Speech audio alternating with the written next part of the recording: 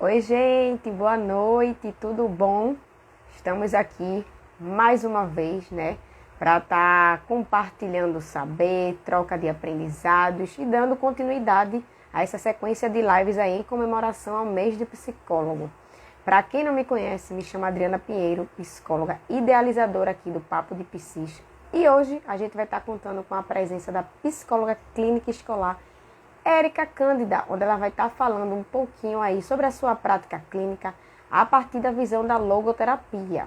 Eu vou só aguardar, né, Érica aparecer por aqui para que a gente possa estar dando, né, continuidade aí a esse nosso bate-papo de hoje. E a propósito, você que está aqui, né, com a gente na live, participem, mandem mensagens, né? A gente ama essa troca com vocês aqui nesses espaços, tá bom? E é muito importante também, né, a contribuição de você enquanto telespectador aí. Vamos só aguardar a Érica chegar. Eu já vou fixar aqui o tema da nossa live de hoje. Fixar comentário e aguardar que ela entre. Bom, gente, enquanto ela não entra, né, amanhã, como todos sabem, é dia 27 de agosto, vai estar sendo comemorado o Dia do Psicólogo. E aí a gente tem, né, diversos eventos amanhã para estar dando ênfase, né, à psicologia enquanto ciência e profissão, né, também para estar desmistificando, né, o olhar da psicologia que ainda se tem, ainda é um grande tabu, um preconceito, né? Então vamos levar informação, né, vamos discutir. É sobre isso, né, gente? Érica já apareceu por aqui. E aí deixa ela entrar aqui para que a gente possa dar início. Vamos lá.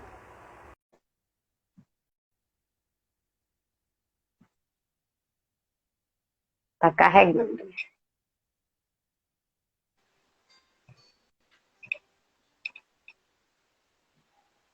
Olá! Olá, boa noite. Boa noite, Tudo Érica. bom, Mais uma Adriana? vez, né? Tudo Mais uma certinho e com vez. você. Tá tudo bem, graças a Deus. Mais uma vez, né, você aqui com a gente, né? De antemão, Érica, eu já queria lhe agradecer, né, a disponibilidade. Sei que o seu dia aí também é bem corrido, né? Aí você se dispôs aí de um tempinho, né, para estar aqui com a gente novamente, né, contribuindo aí com o seu saber, né, nessa troca aí que a gente tem, né, que nós enquanto profissionais a gente sabe, né, da importância e ainda mais nesse mês que a gente está comemorativo, né, sobre a psicologia enquanto ciência e profissão. E aí eu também não vou, né, me alongar, já quero passar a palavra para você. Estamos de parabéns, né, amiga?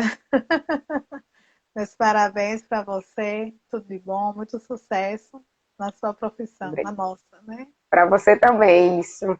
Muito obrigada. Minha linda, muito obrigada a você e a Renata, né? A esse perfil maravilhoso que é o Papo de Psis, que eu acredito demais nesse projeto, sabe? É de suma importância, né, esses momentos para que a gente possa trocar, poder falar sobre logoterapia, né? Também só tenho só a agradecer, tá? E a gente está hoje falando sobre esse processo terapêutico, né, na prática clínica. Essa prática que eu já venho já desempenhando já há 7 anos, né? Atualmente, além da prática clínica, eu também estou na escolar, né? Então, para quem não me conhece, eu me chamo Érica Cândida, sou psicóloga clínica e escolar. E é um prazer estar aqui mais uma vez. E agora também para falar mais especificamente dessa prática, né, que é tão maravilhosa, ao poder abordar o ser humano, ao poder acolher esse ser humano, né, que traz as suas demandas, as suas dores, as suas vivências, né, essas experiências da vida, né, e partilha conosco, né, eles têm essa possibilidade dessa partilha, né, de repartir conosco, né, suas dores, suas frustrações e também suas alegrias, né? A sua forma de viver. O ser humano ele é lindo, né? E por acreditar neste ser humano, nessa unicidade, nessa singularidade deste ser humano, é que hoje estamos aqui, comemorando 60 anos de psicologia enquanto ciência e profissão aqui no Brasil, né? Então, é uma dádiva para todos nós psicólogos, nossos colegas psicólogos daqui de Pernambuco, do Brasil, né? Meus parabéns, tá? Adriana, eu gostaria de começar a nossa live lendo um texto que eu fiz. Esse texto eu fiz numa live que eu promovi no perfil Logoterapia Underline PE com Érica Gama e Patrícia Moreira, lá do Rio de Janeiro, psicólogas, logoterapeutas. Mas achei interessante trazer para cá também, tá? E fala sobre a vida é o seu próprio monumento. Uma vida dedicada à família. Aquela criança nascida em Viena fez da vida o seu próprio monumento. Ainda jovem, questionava-se: qual o sentido da vida? E este mesmo jovem que trocou cartas com Freud fez da vida o seu próprio monumento. Durante o Holocausto conheceu a dor nua e crua ao passar por 4 campos de concentração e a partir dessa experiência fez da vida o seu próprio monumento. Dor, culpa e morte transformaram-se na tese do otimismo trágico, autotranscendendo a si mesmo, a partir dos valores de experiência, criativos e atitudinais. Este homem humano fez da vida o seu próprio monumento. A experiência de ser humano foi regada a partir da sua autovalorização. Quando a sua luz brilhou, Viktor Emil Frankl, que sempre acreditou que a vida sempre valeria a pena, deixou um legado, sendo o seu próprio monumento da sua existência. Então, Que lindo. Viktor, ele foi o seu próprio monumento, sabe, Adriana? E a partir desse momento, né, ele trouxe para nós, desde a sua infância. Na realidade, hoje eu estou em casa, aqui no Cabo, né, e eu estou com meus livros aqui. Eu resolvi abrir os meus livros e trazer alguns trechos, sabe? E aqui a gente ir pincelando, né, sobre a vida e a obra, o legado que Victor deixou, né? E assim fazer um paralelo com a nossa prática clínica, tá? Quero aqui deixar um abraço para os meus clientes, né? Todos eles que me confidenciam, né, suas vidas, que confiam em minhas mãos, né, a partir dessa profissão, para que a gente possa estar aqui buscando os sentidos para a vida, né? Como eu já falei para você em outra oportunidade, tudo isso aqui faz sentido para mim, né? Então, faz parte da minha vida ser psicóloga, né? Que lá atrás era um sonho e hoje é uma realidade, né? E essa realidade que me traz tantas alegrias, né? Há 7 anos exercendo essa profissão. Quero também mandar um abraço para todos os meus professores, que eu nunca me esqueço, os grandes mestres, né? Lá da Fafiri, tá? Um abraço, professor Eduardo Fonseca, Carlos Ferraz, Walter Hernandes, certo? Entre outros, né? Um grande abraço.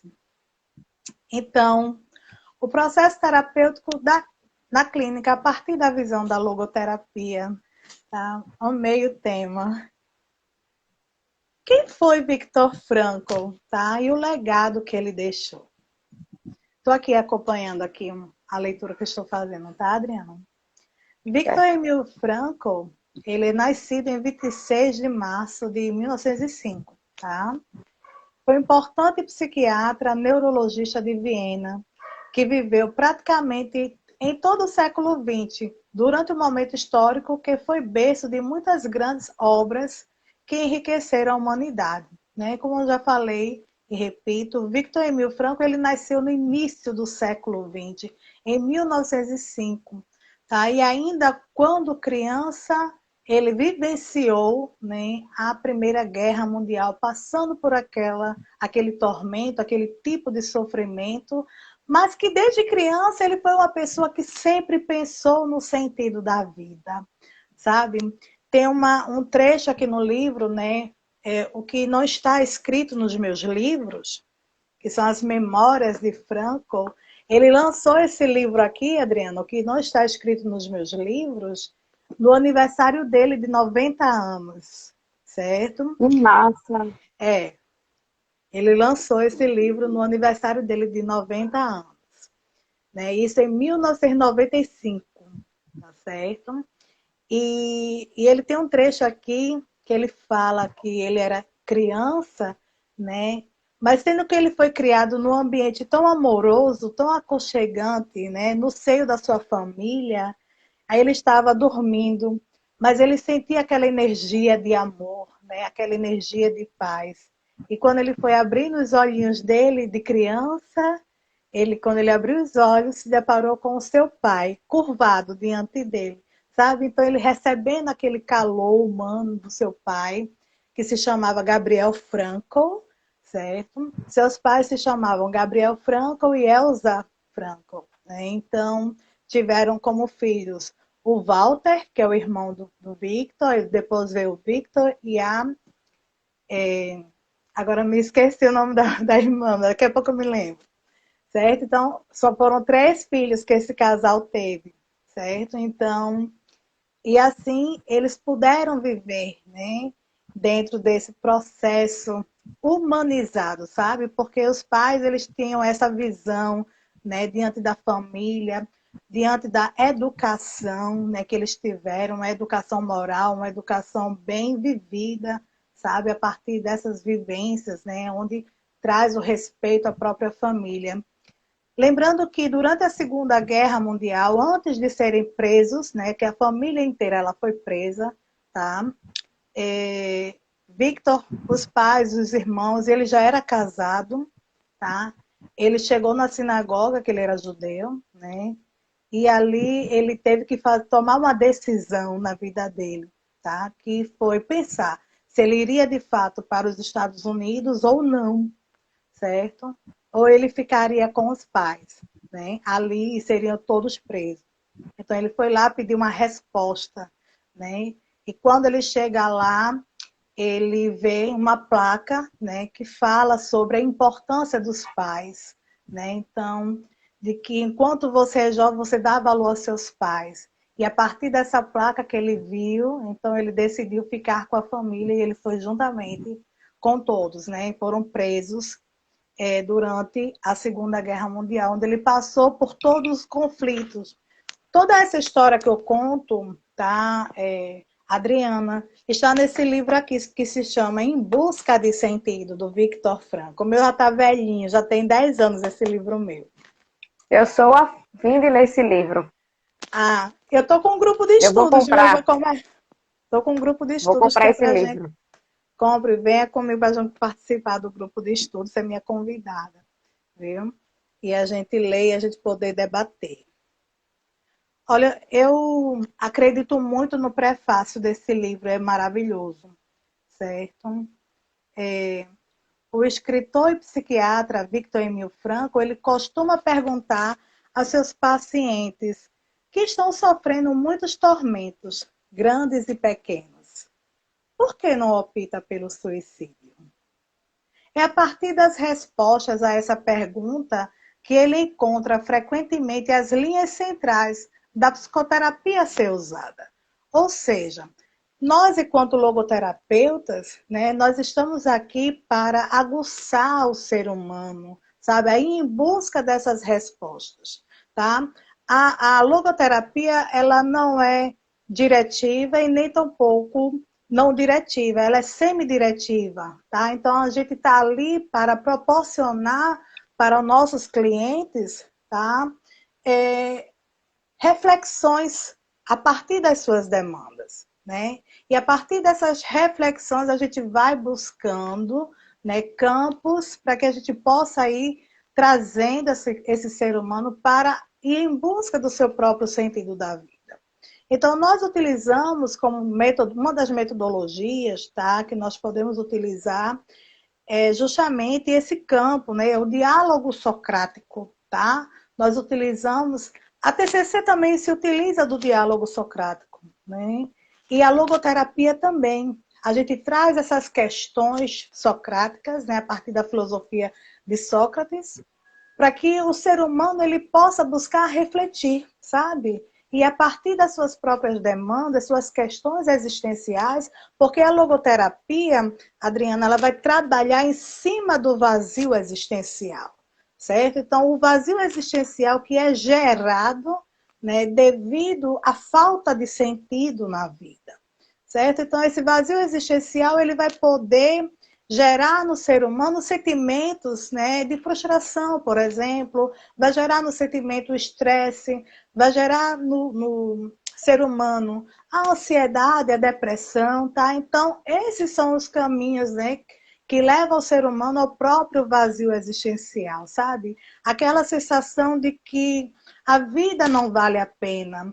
Mas aí Franco, ele vem com a sua própria experiência, que ele é seu próprio monumento, sabe? E a partir da sua própria experiência, né, ele traz sentido para todos nós, né? Aonde ele diz que a vida, apesar de tudo, ela sempre vai valer a pena, certo? Então, mesmo no sofrimento, nós podemos encontrar o sentido da dor. Nós encontramos o sentido na dor, tá? E é a partir desse ponto que nós iremos buscar a nossa autotranscendência e assim buscar nossas saídas, né? Que em Gestalt fala sobre as saídas saudáveis, né? Então, essas saídas em encontro ao próprio sentido da vida, tá certo? Aí ele tem aqui um, um trecho desse mesmo prefácio que ele diz mais ou menos assim, olha. Tecer esses débeis filamentos de uma vida arruinada para construir com eles um padrão firme, com um sentido e responsabilidade. Esse é o objetivo da logoterapia, tá? Então, a logoterapia ela é a versão moderna da análise existencial, elaborada pelo próprio Viktor Frankl. Lembrando que Frankl, antes de chegar nos campos de concentração, ele já tinha em mente a sua teoria, ele já tinha escrito sobre ela, certo? Então, ali foi o experimento, né? Então, a partir de toda aquela vivência que ele teve ali, foram 4 campos de concentração, né? E a partir dessas experiências, porque como eu já falei, repito, né? Porque quando ele chegou no campo de concentração, não só ele, todos perderam a sua identidade, né? Perderam a sua autonomia. E a logoterapia ela veio justamente para resgatar essa autonomia e devolver o sentido para a vida, devolver o desejo de viver, né? Então, sempre pensando não no passado, e sim no futuro, certo? Não com ansiedade, mas buscando planejar, buscando resgatar, para que possa ter uma vida plena, certo? Agora, é claro que a logoterapia, ela não vai garantir o ser humano não sofrer, entende? A gente não vai dar essa garantia do não sofrimento, porque o sofrimento, ele existe, ele é iminente ao ser humano, Uhum. né? Então, qualquer experiência que nós possamos passar, seja a partir de um luto, seja a partir de qualquer outro tipo de contexto, como por exemplo até mesmo o próprio uso de drogas, né? Então, vai haver sofrimento ali.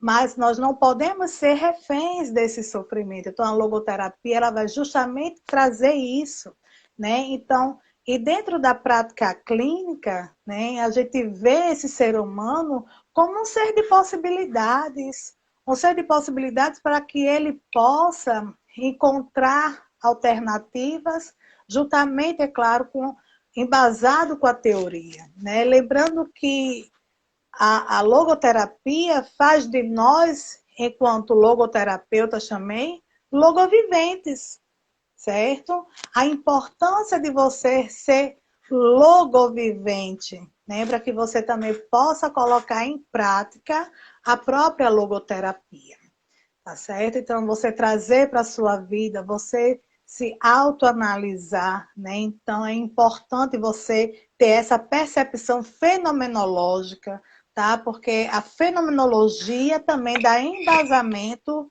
para a própria logoterapia. Nós estamos nessa vertente, né, do fenômeno, o ser humano, aí a gente traz Heidegger, né, esse vir a ser, a importância do ser humano, ele vir a ser, é o ser e o tempo, né, que Heidegger traz, certo? Então a gente precisa ter esse ponto de partida, tá? E Franco, ele teve um acesso muito, tá, particular com Heidegger, e ele aqui no livro, certo?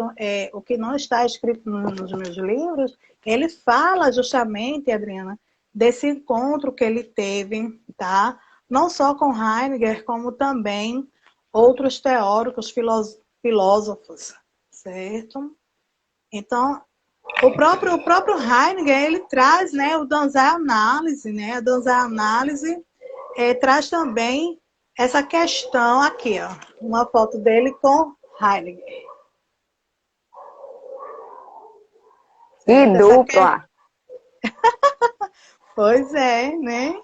Então, ele traz essa questão também da análise existencial. Né? Tem uns trechos aqui que meu livro ele é todo rabiscado, sabe, Adriana? É assim, né? Eu não entendo, eu sou assim também. Sabe?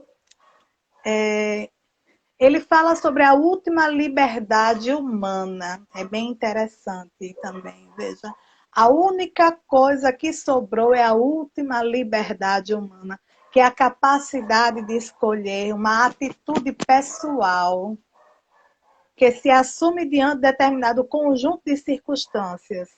Essa última liberdade humana, tá, é reconhecida pelos antigos estoicos, pelos modernos existencialistas e assume o vívido significado na história de Franco. Então, você, enquanto ser humano, você é responsável por você. É nessa liberdade humana que nós entregamos a tocha da responsabilidade. Entendeu? Então, a partir do momento que a gente entrega a tocha da responsabilidade para o nosso cliente, né, ele começa a compreender que ele é responsável por si mesmo. Ou seja, nós trabalhamos com duas vertentes: a liberdade, a responsabilidade, certo? Diante de si, que vai ter de nós as nossas escolhas, né? Então, você é livre para você escolher, você tem essa autonomia, certo?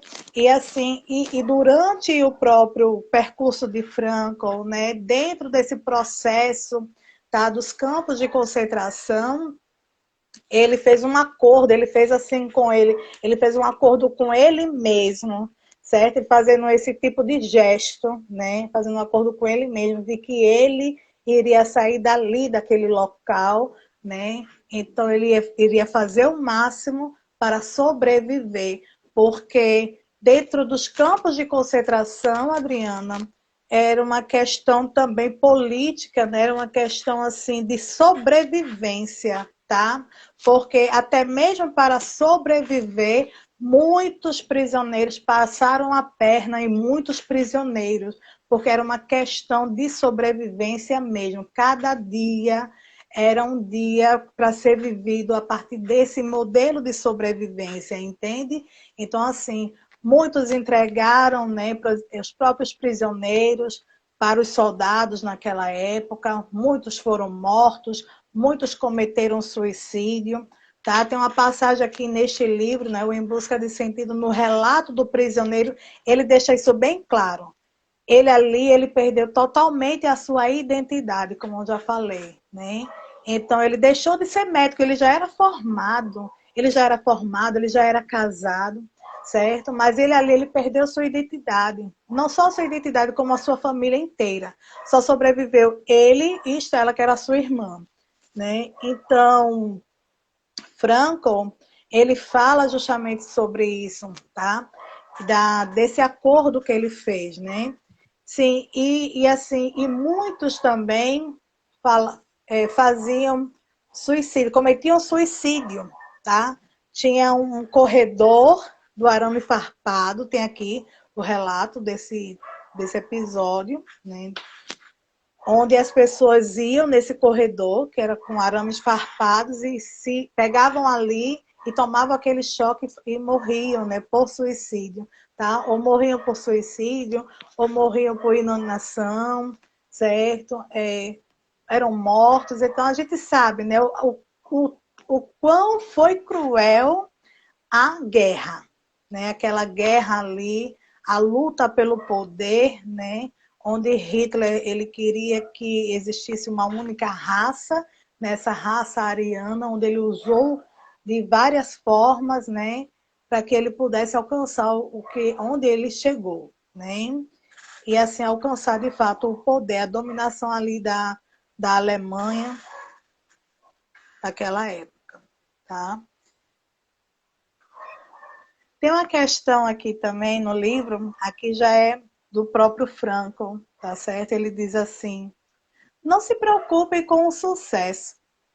Quanto mais o procurarem e o transformarem num alvo, mais vocês vão errar. Porque o sucesso, como a felicidade, não pode ser perseguido. Ele deve acontecer e só tem lugar como efeito colateral de uma dedicação pessoal a uma causa maior que a pessoa, ou como subproduto da rendição pessoal a outro ser. Ou seja, Viktor Frankl ele diz que o sentido ele está no mundo, entendeu? Então, quando eu busco pelo meu sentido da vida, né? Então, o meu sentido da vida está no mundo. Eu posso encontrar o sentido da vida no meu trabalho, eu posso encontrar o sentido da vida no amor aos filhos, eu posso encontrar o sentido da vida no meu amor próprio, entendeu? Então, existem vários caminhos para que você encontre os sentidos para a vida. Lembrando que somos pessoas singulares, né? Únicas e intransferíveis, tá? Então, a nossa personalidade, o nosso jeito de ser, né? Então, essa forma de sermos, ela é individual, ela é única, ela é pessoal, ela é intransferível, tá? Então, o sentido da vida, ele se diferencia de pessoa para pessoa. Você gostaria de falar? Quando, né, tu traz a questão assim, né, de que a logoterapia ela se atrela, né, a questão de outras abordagens, né, que a gente tem na psicologia. E aí, quando eu tinha divulgado aqui, né, a temática da palestra de hoje, teve uma profissional que, assim, foi algo pessoal também, mas foi até como uma pergunta que seria até para trazer para você. Ela é da abordagem da CP. Sim. E aí ela tava falando dos desafios que ela, enquanto da abordagem da CP, ela está enfrentando na clínica. E aí ela queria, né, até saber de você, se você percebe, por exemplo, esses desafios na prática clínica por ser da logoterapia. Porque ela, segundo ela, quando ela está recebendo alguns encaminhamentos, né, de atendimento, principalmente para crianças, os médicos estão solicitando que tenha que ser a partir da TCC. E é muito encaminhamento, ela disse, com essa questão, né, o laudo médico, com encaminhamento para um profissional de psicologia que seja da abordagem da TCC. E aí ela queria saber, né, se você, na sua prática clínica, também está percebendo, né, esse direcionamento assim, dos médicos para TCC enquanto abordagem. Sim, percebo sim. Então, é importante que nós, enquanto profissionais que nós somos, né, psicólogos, tá? Porque quando nós estamos cursando psicologia, né? Agora, é claro que isso abre um leque muito grande, pois existem várias escolas da psicologia e nós respeitamos todas, né? Todas têm sua validade. Mas assim, mas aí cabe a nós também buscar explicar para essa família, por exemplo, quando esse profissional, principalmente em casos de autismo, certo? Principalmente Isso. nos casos de autismo, né? Quando a gente recebe esse laudo desse neurologista, né? E ele pede lá a prática da aba, ele pede esses tipos de recursos, né? Que vai comprometer esse lado comportamental, mas nós temos que também buscar orientar esses profissionais que qualquer abordagem da psicologia vai trabalhar com o aspecto comportamental do ser humano, seja ele autista ou não, né? Então, cabe a nós também, psicólogos, explicar para essa família, né, tirar suas dúvidas, que muitas vezes vem com o senso comum, né, que é totalmente diferente da nossa prática. Nós não trabalhamos com o senso comum, nós trabalhamos com uma ciência que se chama psicologia, né? Então, também percebo sim esse tipo, né, de barreiras que nós encontramos ao longo do percurso da nossa profissão, da prática da nossa profissão, mas que a gente busque, né, sempre estar orientando as pessoas, como esse espaço aqui, o espaço do Papo de Psis, né, que é importantíssimo, né, esse tipo de recurso para que a gente possa se aproximar das pessoas. E a E logoterapia, quando essa. Oi. e a logoterapia, enquanto logoterapeuta, também trabalho com autismo, né? Sou psicóloga escolar, como você sabe, clínica escolar. E dentro da minha prática, dentro da escola, também trabalho com a minha abordagem, né? Que eu tenho a minha base teórica, que é a logoterapia, e assim eu vou adaptando, né? Até mesmo com os próprios recursos do ABA, e assim a gente vai trabalhando com essa pessoa. E eu ia pontuar também exatamente a mesma coisa, né? Quando essa pessoa ela fez, né, trouxe, que era um desafio dela, que queria saber, né, se você também, enquanto logoterapeuta, era um desafio que você tinha. E aí eu acabei também, a gente, né, começou a conversar, eu disse a ela que era um desafio meu também. Sim. Eu sou da psicanálise, né? Eu sei que quando se fala em psicologia, pensa logo em Freud, né? A psicanálise, ela é muito conhecida, ela é bem famosa, né? Mas hoje, quando eu recebo também esses encaminhamentos, eu recebo que é da TCC. E aí eu me recordo, por exemplo, que teve uma mãe, né, que ela chegou, o filho dela tinha acabado de receber o diagnóstico de autismo, né, pelo neuro, e no laudo no neuro tinha um encaminhamento, né, para TO que aplicasse aba, para psicólogo que aplicasse aba, enfim. E aí eu sentei com ela e fui explicar, né, a partir da psicanálise, né, a minha abordagem, como é que a gente iria fazer esse trabalho, né, que aí é onde entra também a autonomia de nós enquanto profissionais, né. E Isso. aí eu expliquei a ela tudinho direitinho, tirei todas as dúvidas. E aí hoje já faz, eu acho que uns 3, 4 meses, né, que o filho dela tá comigo. E ela sempre, né, a gente tá, né, essa articulação.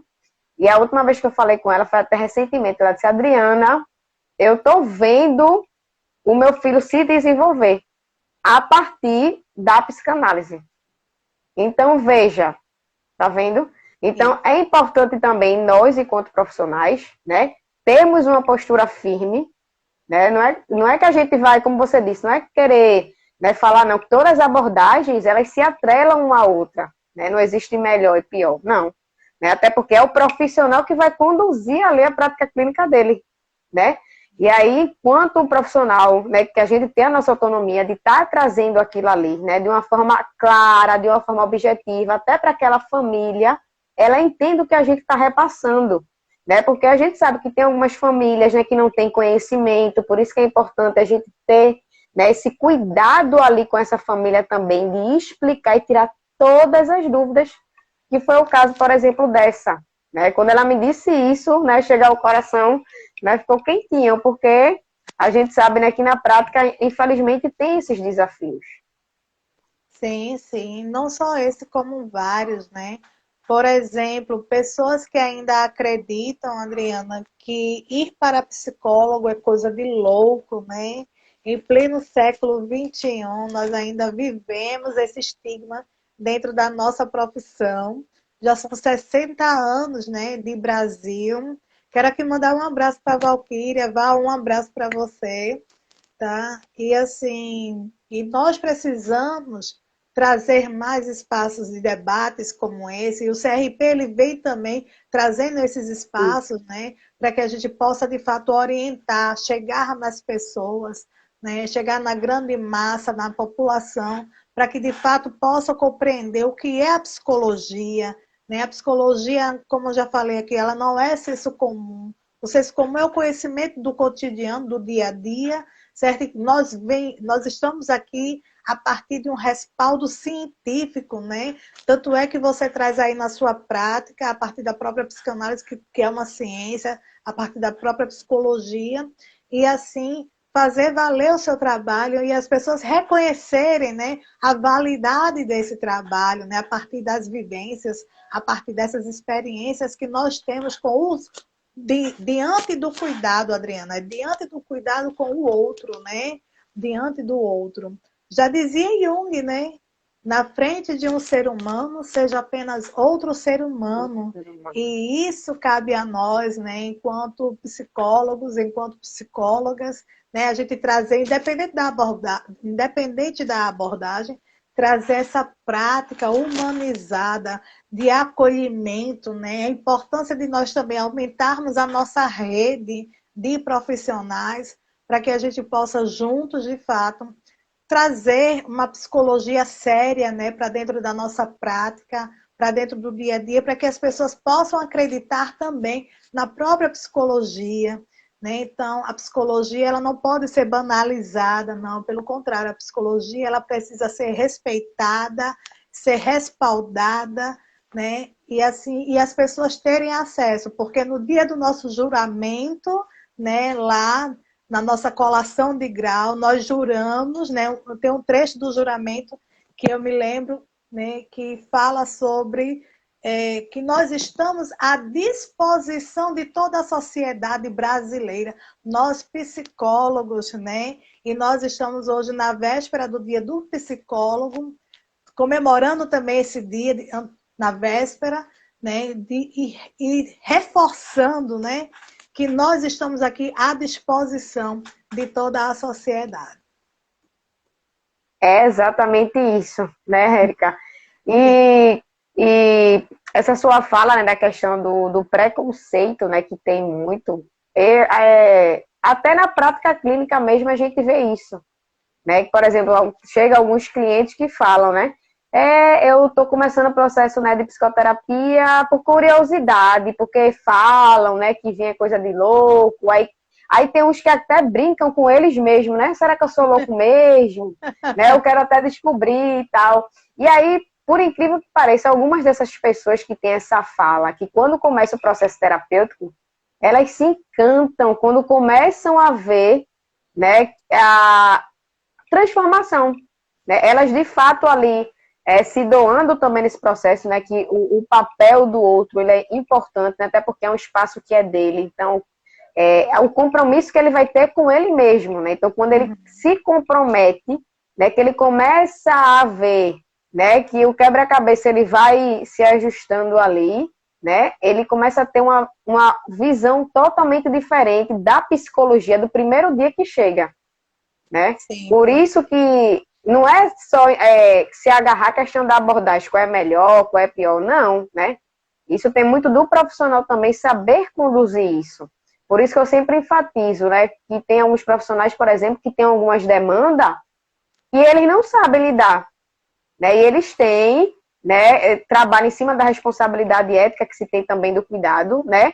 Eu vou lhe encaminhar, né, para outra pessoa que ela é especialista ali nessa sua demanda, porque eu não sei, não consigo manejar, né?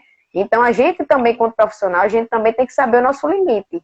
Então, se porventura hoje eu pego uma demanda que eu sei que eu não tenho, né, uma capacidade, né, entre aspas, assim, para ajudar ali de forma ativa mesmo, encaminha, né? Isso. Por que não?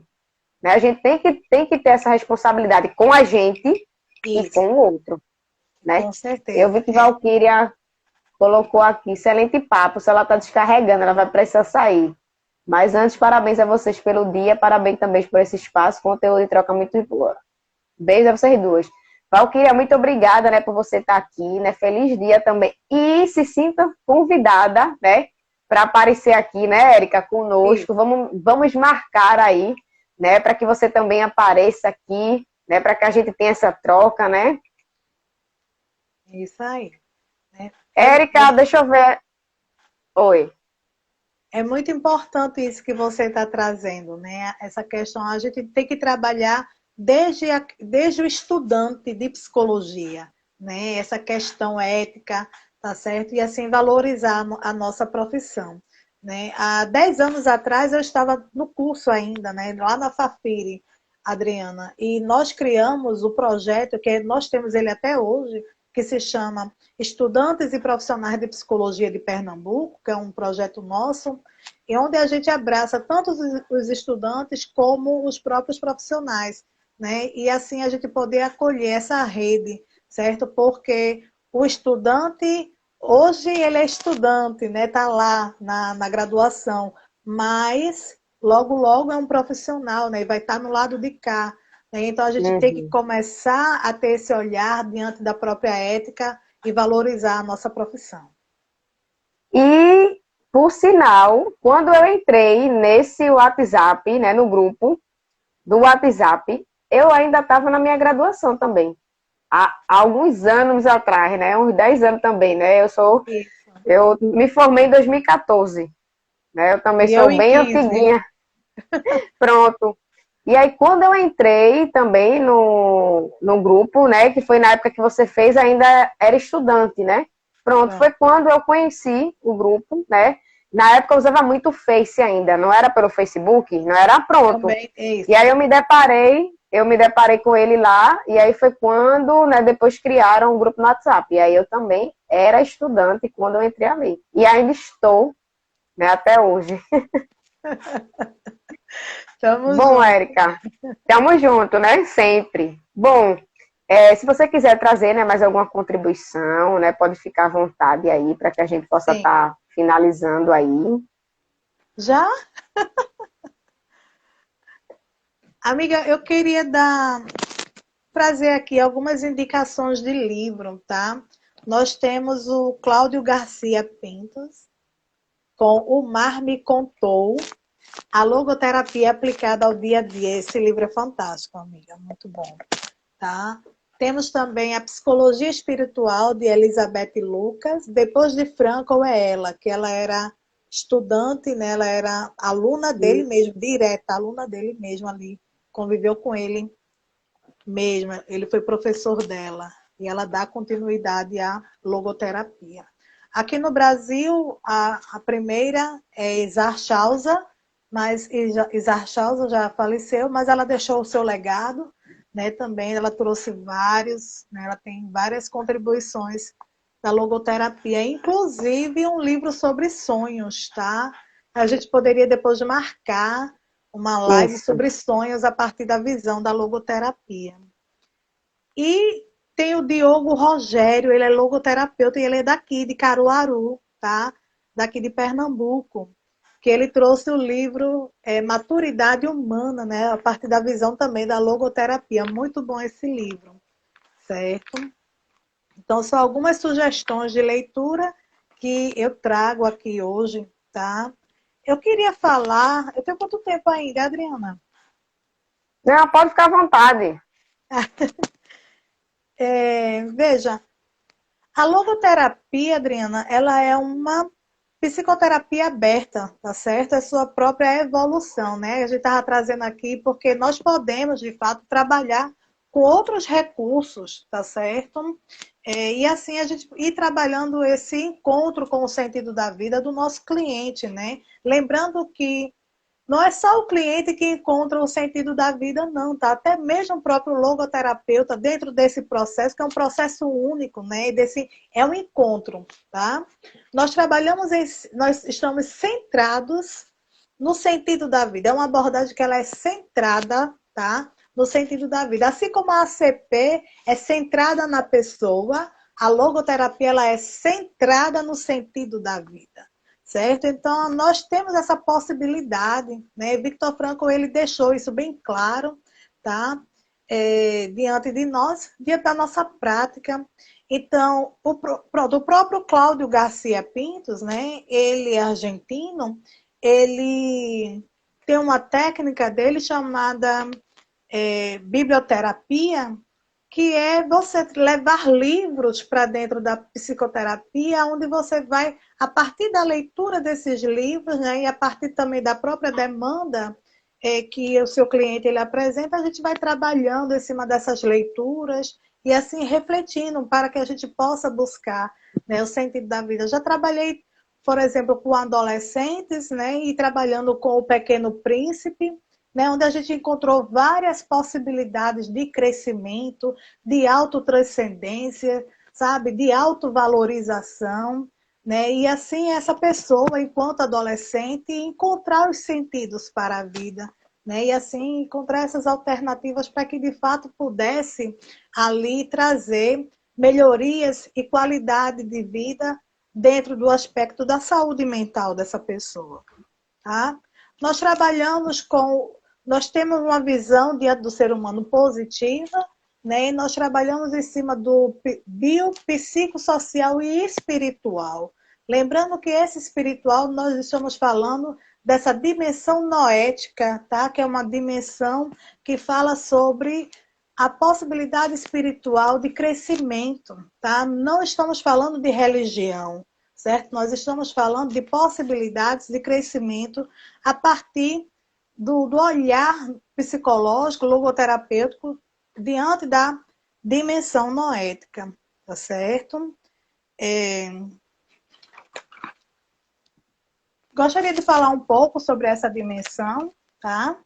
A dimensão noética, que é a dimensão espiritual, para Frankl, ela é a dimensão do próprio sentido da vida. É a dimensão da liberdade de escolha, é a dimensão dos valores da pessoa. E a religião pode estar ali, sim, certo? Mas será apenas uma pequena parte. Ela não é o todo da dimensão espiritual. O indivíduo pode ter a dimensão espiritual, mesmo que ele não seja também religioso, tá certo? Então, as pessoas que não são religiosas, mas ela traz a sua dimensão espiritual, que em logoterapia nós falamos sobre a dimensão noética, é a mesma coisa, tá certo? E os nossos três conceitos fundamentais da logoterapia é o sentido para a vida, a vontade de sentido e a liberdade da vontade. Tá? Nós trabalhamos em cima desses três aspectos que fazem parte desses conceitos. Tá? Então, o sentido da vida é basicamente a visão de mundo que Viktor Frankl ele vai trazer. A ideia que a vida sempre pode ter um significado, um sentido potencial para todas as vidas, de todas as pessoas. A vida sempre pode ter um sentido, que é a ideia central, tá certo? Então, o ser humano ele vai identificar os seus sentidos para a vida, tá? Então, nós podemos encontrar vários sentidos, como eu falei lá no início, né? Então, nós podemos encontrar, lembrando que o sentido está no mundo, tá certo? É algo que está fora, né? Então, se o sentido está no mundo, nós encontramos com o nosso sentido, entende? Então, existe essa possibilidade do encontro, né? Então, como eu falei, a logoterapia ela está centrada neste sentido, ou seja, está centrada neste encontro, que é o encontro consigo mesmo, para que você possa autotranscender e assim você ser o seu próprio, né, monumento, né? Você vai aí esculpir, você vai se lapidar, né? A importância dessa lapidação, a importância da resiliência humana e ressignificação das dores, né? Então, você aprender de fato ser resiliente é uma prática, é uma ação, é uma atitude. Aí eu volto para liberdade e responsabilidade, certo? Então, para que nós possamos, de fato, ser pessoas resilientes, para que, de fato, nós possamos ser pessoas que ressignificam nossas dores, primeiramente, nós temos que lembrar da nossa responsabilidade e liberdade que nós temos conosco, certo? A vontade de sentido, Adriana, ela é a segunda ideia central, é a noção, né, dessa vontade de sentido. O ser humano tem o desejo, tá? Ele tem a vontade de encontrar com o sentido para a vida. É a força matriz da humanidade, na perspectiva de Viktor Frankl. É a vontade de sentido. Então, quando nós temos vontade de algo, né, eu tenho vontade de comer um chocolate, certo? É o desejo, é a vontade de sentir. Aquilo ali faz sentido para a pessoa. Então, a gente vai em busca dessa construção, né? Lembrando, a gente vai fazer uma metáfora, por exemplo, com a metamorfose da própria borboleta, né? Quando essa largata ela entra neste casulo e está nesse processo, né, de metamorfose, de transformação. É assim que a logoterapia ela se enquadra dentro do processo, né, deste encontro com os sentidos para a vida desse sujeito, do nosso cliente, né? Então, é um processo único, é um processo muito bonito, né? Doloroso, mas que é preciso passar pela dor, tá? Nós precisamos passar pela dor para que a gente possa encontrar lá na frente a luz. E essa luz é, de fato, o encontro com o sentido da vida. Aí Érica, vem só para também... te sinalizar. Oi, só para te sinalizar, a gente tem 5 minutinhos. Aí Porque tem vem também tempo a live no Instagram. Aí vem, certo, vem também a noção de liberdade de vontade, né? Então, é a jornada nesse caminho em busca do sentido. Para Viktor Frankl, o ser humano, ele é livre para fazer suas escolhas, mas tem a liberdade, né? E essa liberdade vai pedir justamente essa responsabilidade, tá? Eu espero ter contribuído com essa noite, a partir dessa live, sobre a logoterapia e a nossa prática. Você sempre contribui, né? A sua fala ela é muito rica, né? Você traz também coisas muito importantes, né? Sobre, né, a questão da clínica em si, mas também da logoterapia, né? Como até surgiu a pergunta, né, daquela profissional, no Certo. sentido também de a gente ver muito sobre psicanálise, TCC, né? E não tão sobre a logoterapia. Então, a gente trazer também, né, promover esses espaços aqui para estar dando mais visibilidade a essa abordagem, né, para que as pessoas tenham, né, informações, elas conheçam, né, o que é a logoterapia, como é que a logoterapia funciona, tanto, né, na teoria, né, a partir dos teóricos, mas na prática também, a partir do profissional está trazendo essa vivência, né, e queria lhe agradecer mais uma vez, Érica, né, por você está aqui conosco, né, contribuindo. Feliz dia, viu? E muito obrigada. Obrigada, Adriana. Só lembrando que Frankl, ele foi aprendiz de Freud, tá certo? Então, a primeira escola vienense é a psicanálise, depois veio a psicologia individual de Adler e a terceira escola vienense, a logoterapia, né? Os três de Viena. Uhum. Muito obrigada, viu, Adriana, pelo convite. Estou à disposição. Meus parabéns para você também. Curta o seu dia. Parabéns a todos os profissionais do Brasil. É isso. Obrigada, gente. Feliz dia, né, a todos os PCs. Né? Vou deixar a live salva aqui, viu, Érica? Vai ficar salva aqui no projeto, tá? Quem não assistiu, né, a gente pode estar enviando para outras pessoas. E é isso. Fiquem ligados aqui, né, que a gente vai estar trazendo mais conteúdo bacana, tá bom? Podem mandar sugestões também, né? A gente está sempre aberto para isso. Tenham todos uma excelente noite, um ótimo final de semana. Obrigada, Érica. Tchau, gente. Tchau, Adriana. Tchau, gente.